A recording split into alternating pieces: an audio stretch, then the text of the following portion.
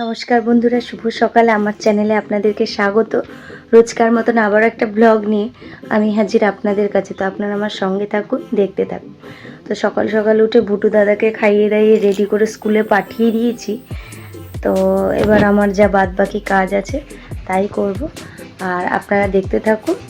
বুটু দাদার জন্য একটু পাঁপড় ভাজা করে নিচ্ছি। সকালে ডিম খেয়ে গেছে, তো মাছ রয়েছে কিন্তু মাছটা খুব একটা পছন্দ করে না, ওই জন্য এই পাঁপড়টা মানে মাছ ডিমের থেকে বেশি পছন্দ করে। তো ওই জন্য আজকে একটু পাঁপড় ভেজে দিচ্ছি। লাউ চিংড়ি করব সর্ষের তেল দিয়ে, সাদা জিরে আর কাঁচা লঙ্কা ফোড়ন দিয়েছি।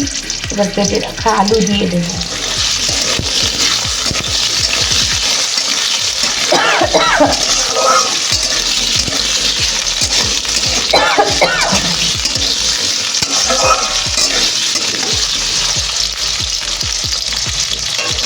এদিকে একটু থোড় ভাজা করব, তাই জন্য তেলের মধ্যে গোটা সর্ষে আর শুকনো লঙ্কা ফোড়ন দিয়েছি। লাউগুলোকে কেটে সুন্দর করে ধুয়ে নিয়েছি। আর এই যে এদিকে থোড়টাও কেটে জলে ভেজে, থোড়টা খুব নরম একদম, একবার জল ফেলে, যেহেতু নরম সেহেতু ভাপ দেবো না, যদি একদমই নরম একবারে দিয়ে দিলেই হয়ে যাবে। আলুটা একটু লাল লাল ভাজা যাচ্ছে, এবার কেটে রাখা লাউয়ের টুকরোগুলো দিয়ে দেব।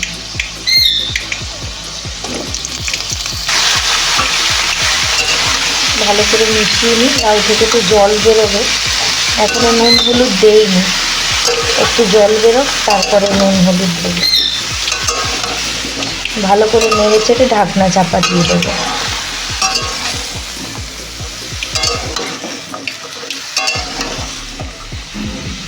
ব্যাস,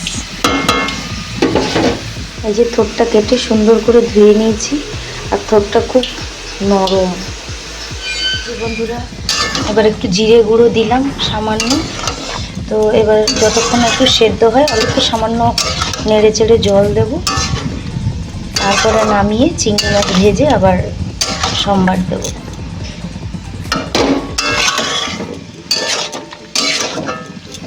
বন্ধুরা, থোড়টা সুন্দর করে ভাজা হয়ে গেছে, তো নামিয়ে নিয়েছি। লাউ আলু আর সব কিছু ভালো মতন সেদ্ধ হয়ে গেছে, নুন হলুদ জিরে দিয়ে ভালো করে নেড়ে চেড়ে সেদ্ধ করে নামিয়ে নিয়েছি। এবার নামিয়ে এবার কড়াইতে চিংড়ি মাছ ভাজা করব। লাউটা নামিয়ে নেওয়ার পর ওই কড়াইতেই একটু সর্ষের তেল দিয়ে দিয়েছি, আর দিচ্ছি এই চিংড়ি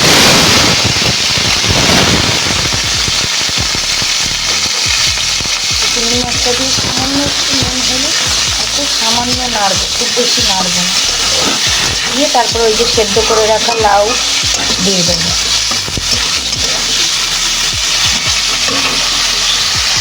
অল্প একটু নুন হলুদে দিয়ে দিয়েছি, ওই সেদ্ধ করে রাখা লাউটা দিয়ে দেবো। একটু নেড়ে চেড়ে চিংড়ি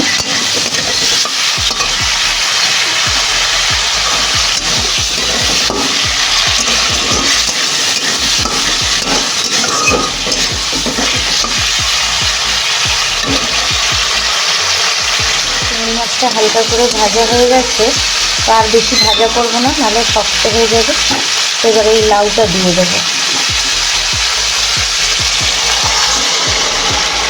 ব্যাস, এবার হতে থাক। নামানোর আগে একটু সামান্য মিষ্টি দেবো, দিলেই হয়ে যাবে।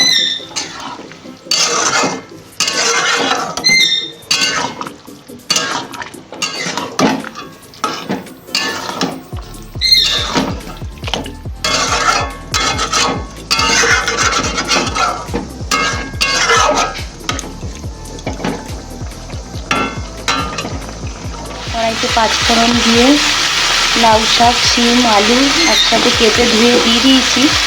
তো এবার নুন হলুদ দেবো, দিয়ে চাপা দেবো।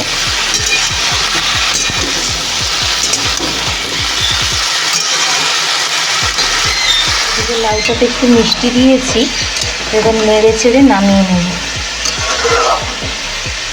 প্রায় হয়ে গেছে। লাউ শাকটা নুন আর হলুদ দিয়ে দিয়েছি, নেড়ে চেড়ে নেব, নিয়ে তারপরে চাপা দিয়ে দেবো।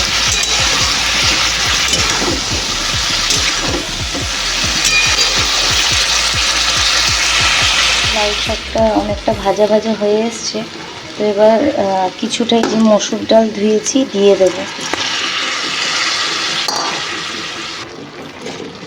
আর বন্ধুরা এই যে একই সাথে দিয়ে দেবো একটু পোস্ত আর কাঁচা লঙ্কা বাটা আর একটু সামান্য জিরে গুঁড়ো অল্প, আর এই পোস্তর ধোয়া বাটির জলটাও দেবো।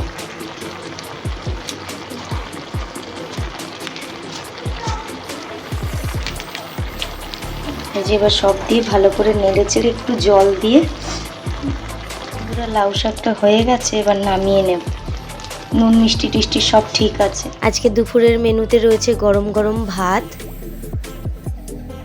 আর তার সাথে রয়েছে এই যে লাউ শাকের তরকারি,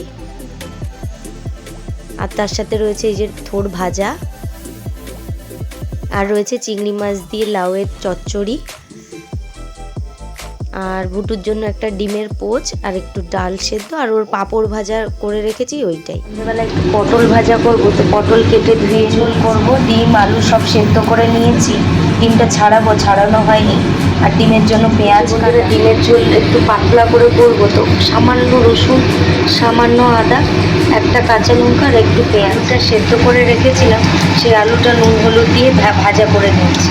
একবারে ওই যে মশলাটা করবো তার সঙ্গে জিরে ধনে গুঁড়ো দিয়ে দিয়েছি, আর আজকে লঙ্কার গুঁড়ো দেবো না, তো ওই জন্য একেবারে ওই মশলাটা একবারেই করে নেবো। সেগুলো নুন হলুদ দিয়ে ভাজা করতে বসিয়ে দিয়েছি। ডিমের ঝোলের জন্য আলু ডিম সব সেদ্ধ করে ভাজা হয়ে গেছে।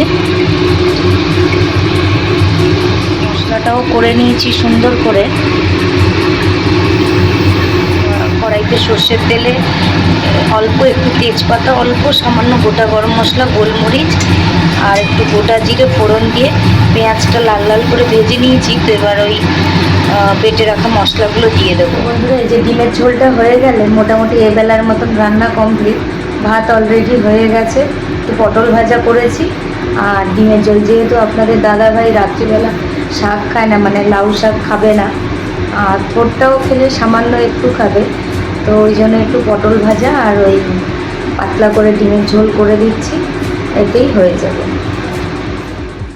Please like, comment, share and subscribe. Thanks for watching my video. Love you all.